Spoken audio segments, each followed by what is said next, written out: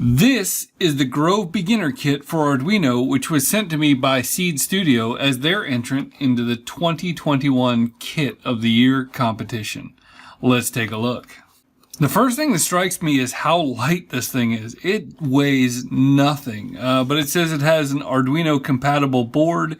It has 10 well-selected modules that are all pre-wired and 12 tutorials from basic concept to fun projects. And let's see here, it has a temperature and humidity sensor, accelerometer, air pressure sensor, light sensor, sound sensor, rotary pot, button, LED, buzzer, OLED, that's kind of cool. Seed Studio Lotus, some Grove cables, and a micro USB cable. Now I've got some interest in some of this stuff, so let's take a look. Not gonna lie, I ripped the box a little bit, but it does have some interesting stuff on the inside. It gives you some common things that you need to know about the Arduino logic, what the setup is, what the loop is, what pin mode means, analog read, delay, all of that kind of stuff. That's very cool. I've never seen just full-on instructions inside of the box, and so that's pretty cool. Let's pull it out. If something tells me I'm gonna be ripping again. There we go.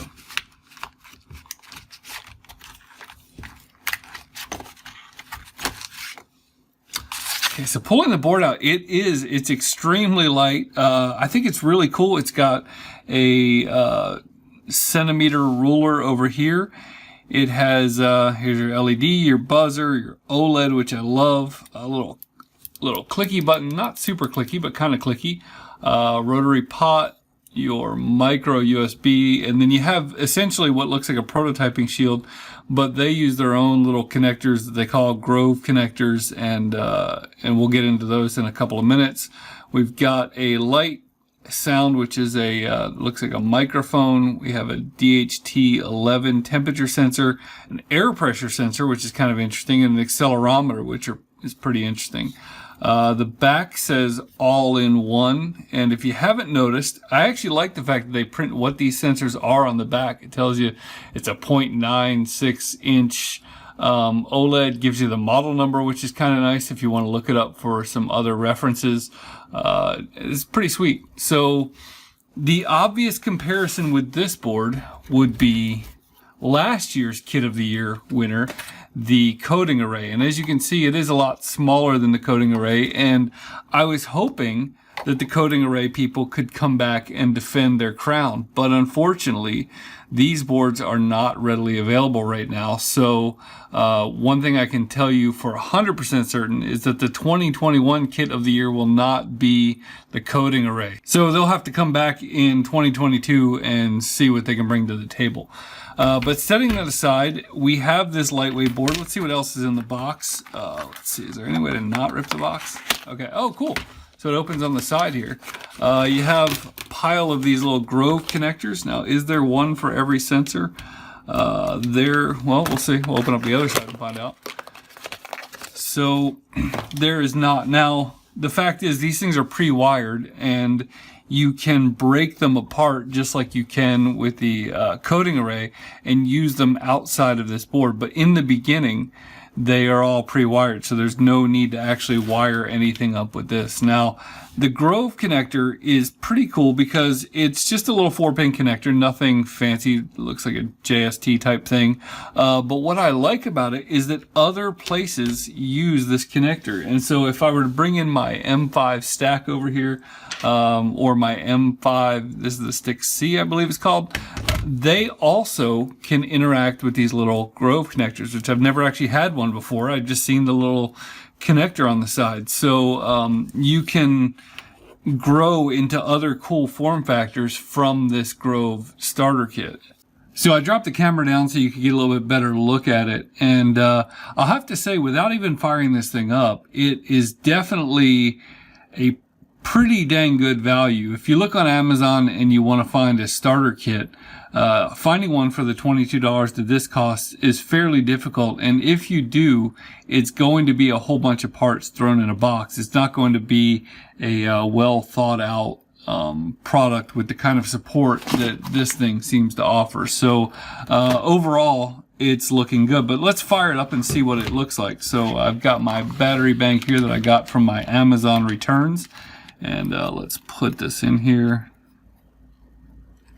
And you can see that right off the bat we have, I don't know what that pie chart is representing. I'm going to assume it's this, but we are detecting an amount of light. So over here it tells me that this is the light sensor, which is kind of a cool form factor for that. And you can see that as I cover it over, the light level goes down. Let's see if this does anything. Nope, so we're not connected there. Pushing the button lights up the LED. Turning the pot doesn't seem to do anything visually.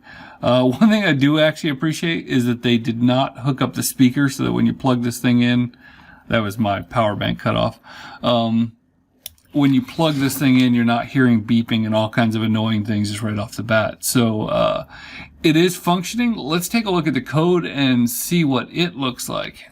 So you can either scan the QR code on the back of the box or go to beginner.seed.cc, and it will bring you directly to this page where they give you an overview of the board and the sensors that are available on the board, telling you about the parts list.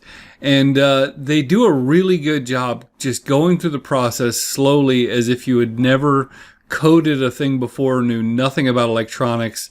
They give you a little bit of an unboxing and explaining how the board works, how to install the Arduino IDE. And then as you get down here, you can see that on the right side, you can click these different guides.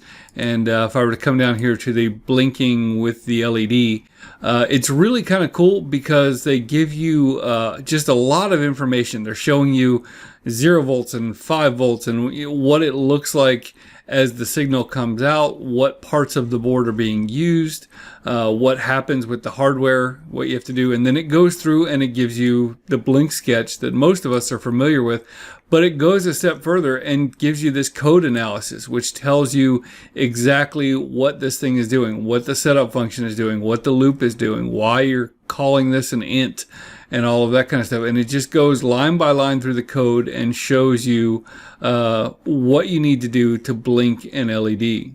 So I think it's just a really good description. It tells you it's pausing the program for the amount of time in milliseconds specified as a parameter. There are 1,000 milliseconds in a second. And just, going through there and talking about all the different things that aren't obvious the first time you use something like this. Even, I think it's a really cool, I missed this when I looked at the board, but they have a potentiometer on there so you can adjust the brightness of this LED. Just really kind of cool stuff.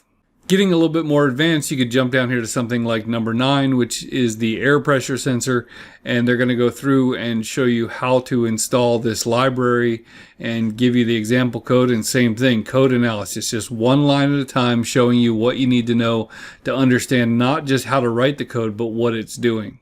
In addition to the 10 basic projects, there are 2 more advanced projects for putting multiple sensors together, how to make a dynamic rhythm lamp and an intelligent sound light indicator. And then also, this is really cool, they even go down to the point of showing you how to make your own PCBs. So if you'd like to create your own little seed module, they're going to tell you how to use EDA and how to sign up and get actual PCBs made, which is just really cool.